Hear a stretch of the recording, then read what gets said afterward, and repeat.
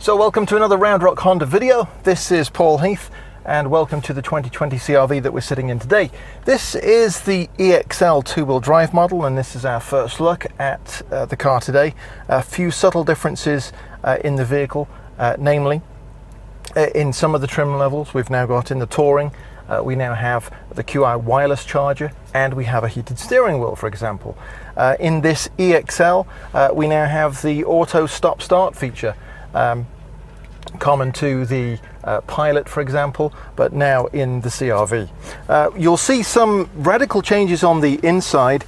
They have now brought, I'm glad, they've brought the USB points up from inside this sort of center console into a more accessible central position here where your phone can very happily fit in. And mentioning that center console, now this will slide back and flip up out of the way. Before it was a kind of cumbersome fiddle and wrestle with some plastic L-shaped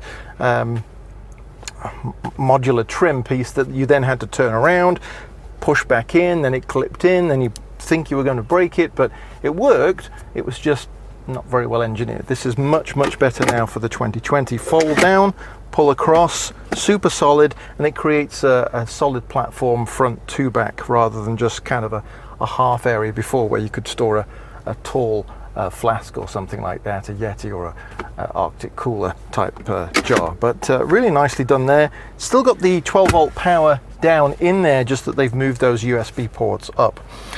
What else have we got sitting in here? Not a lot of other changes other than some nice new colors this year as well, and some key changes on the outside. But sitting in here, still the CR-V we know and love, still has the automatic dimming rear view mirror, home link feature, the one-touch pop for the moonroof, with the one-touch tilt and close as well. We still have that talkback mirror and the sunglass holder, nothing different there. Brake hold is still a feature, parking brake, the electronic park brake, pull up, it's on, and put the foot on the brake and push down to release. Automatic headlamps, still the same controls on the left for the audio and Bluetooth, still the same controls on the right of the steering wheel for our Honda sensing system. Pedestrian collision mitigation, pedestrian avoidance, now standard on all the CR-Vs. So too on the 2020, starting from the LX upwards, is Honda Sensing, and the 1.5 turbo now becomes part of that LX model. So little overview there on some of the key changes. Let's have a look around the outside and we'll go through some of those other features down at the front, on the wheels, and at the back as well.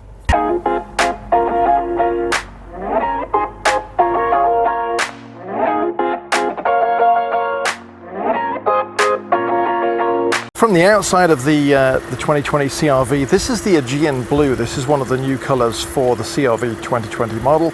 Aegean Blue you'll know from the Civic, for example. But in this new 2020 CR-V model, at the front you'll see this new grille style and new fog lamps. And then we have a part blacked out center grille to the left and right of the big H Honda badge. And then you'll see below that the Honda part of the Honda sensing system, the radar system at the bottom there of the Honda badge. Lights still the same at the front, nothing majorly changed there, but some really nice new machine dark grey 18-inch alloy wheels. They're sitting on the Hankook Kinergy GT 235/60 R18s, and they are a 103H speed rating. So that's a 235/60 R18. They're a nice machine grey alloy, and I think they look really nice. They look a lot nicer in motion than I think the 17, 18 and 19 year model did.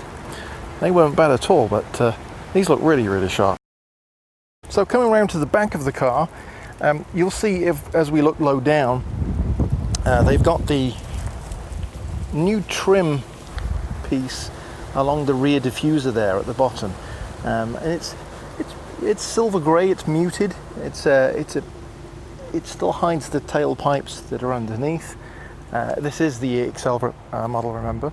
And then as we look up to the left and right on the rear tail lights, they've now smoked those out, they've greyed them out. They were a clear lens before, they're now a grey smoked lens. Not sure of the reason for that, but they look pretty sharp. I like them. Still as bright as ever, just greyed out. A smoked finish. So that's the rear of the car.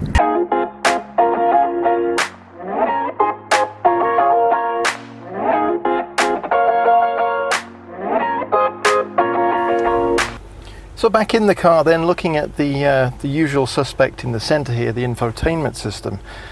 This is unchanged again for the 2020 year model. You'll still see the audio volume on off. You'll still see that we have the touch quick buttons on the left hand side.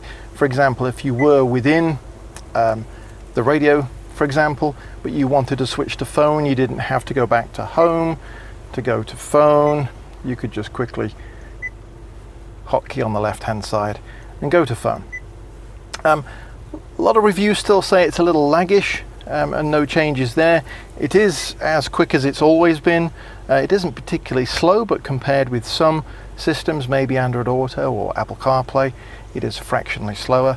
Does it really upset the performance of the car? Not really. It's just something that you grow to get used to very quickly. But that's as slow as it is to go from one menu to another. It's just the way it works, and it does a pretty good job.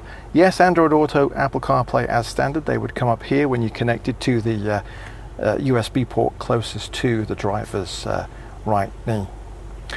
Back into the car then, and other features just to recap, but they are exactly the same as the 17, 18 and 19 models.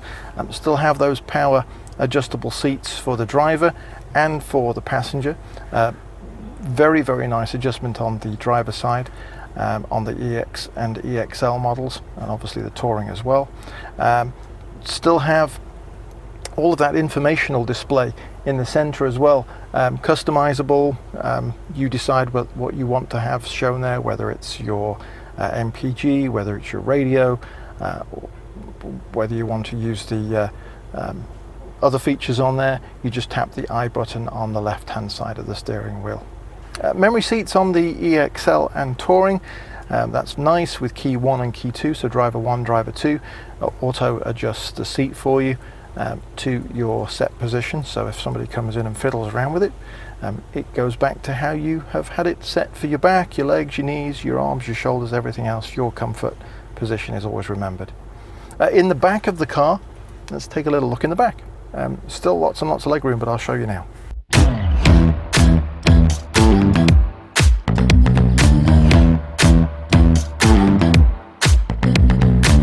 So let me get down here for you and just show you how much legroom. This driver's seat is actually set to where I would sit, and I'm just about 6 feet tall, 5'11" and a bit, so call it 6 feet with my heels on. This seat's set for there, and you'll just see how much knee room in it there is. I'll show you. Acres and acres of space here. It is just awesome. And again, something I like about the CR-V is that the doors open at nearly 90 degrees.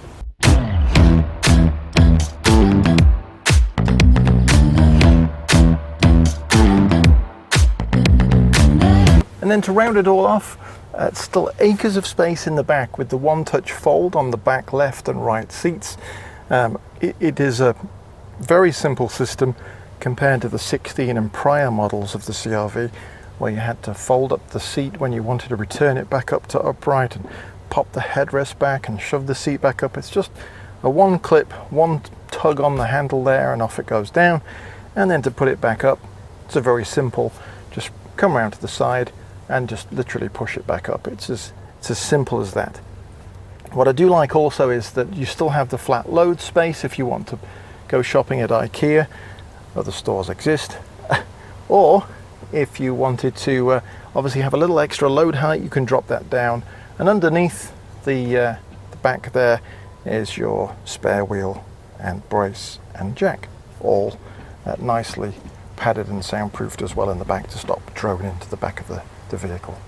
So this is the 2020 CR-V, this being the EXL two-wheel drive model. Hope you've enjoyed the quick look around today. It's our first look. We'll take it for a drive next. That'll be on our next video. Thanks again for watching. Remember to subscribe, and it's great to have you along today.